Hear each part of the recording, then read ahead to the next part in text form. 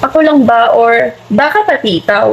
Yung nakakapansin na sa panahon ngayon, isang post mo lang, isang shared quote, isang random hugot, o isang tahimik na caption, may mga taong automatic na iisipin para sa kanila agad. Parang bawat galaw mo sa social media, may sarili silang interpretation. Kapag nag-post ka ng malungkot, feeling nila sila yung dahilan. Kapag may quote about betrayal, iniisip nila pinaparinggan mo sila. At kapag naman nag-post ka tungkol sa fake people, bilang defensive.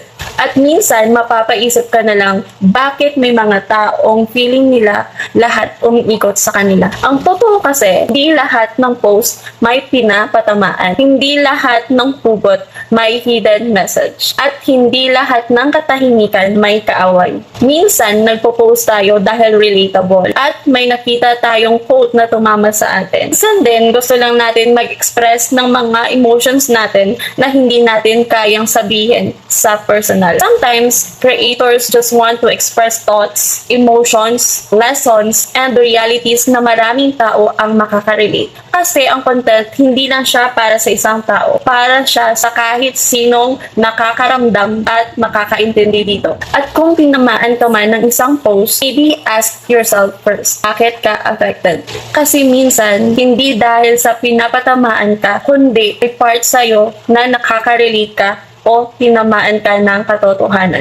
Pero may mga tao talaga na kapag guilty sa isang bagay, kahit hindi mo pinapangalanan, feeling nila sila agad. At minsan, hindi naman talaga ikaw ang iniisip ng tao, pero alam mong may pagkukulang ka, ikaw na mismo ang magbibigay ng meaning sa mga bagay. Ang social media kasi, naging lugar na din ng self-expression. So, hindi mo kailangan magpaliwanag kung bakit ka nag-post. Hindi mo kailangan sabihin kung sino ang tinutukoy mo.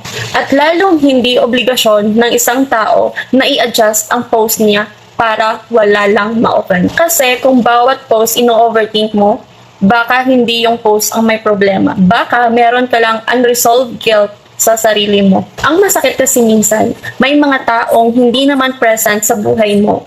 Pero gusto nila na sila lagi ang center ng story mo. Parang gusto kasi nila na bawat sadness mo tungkol sa kanila. Bawat growth mo, reaction sa pagkawala nila. At bawat motivational post mo, patama sa kanila. Sila naiisip na baka nag-heal ka lang, naglalabas ng emotion, o simpleng tao lang na may sariling isip at sariling paninindigan. At alam mo kung ano ang pinakamahalagang maintindihan, hindi lahat ng bagay kailangang personalin. Kasi kapag lahat pinapansin mo at ina-assume mo na tungkol sa'yo, nakakapagod yun. Hindi lang para sa'yo, pati sa mga taong gusto lang mamuhay ng tahimik. Kaya minsan, bago tayo tamaan ng isang post, tanungin muna natin ang sarili natin. Pinapatamaan ba talaga ako? O pinatamaan lang ako ng sarili kong konsensya? Kasi hindi lahat ng post para sa'yo. Pero kung sobra kang affected, baka may parte sa'yo na alam mo kung bakit. Content creators are not always attacking people.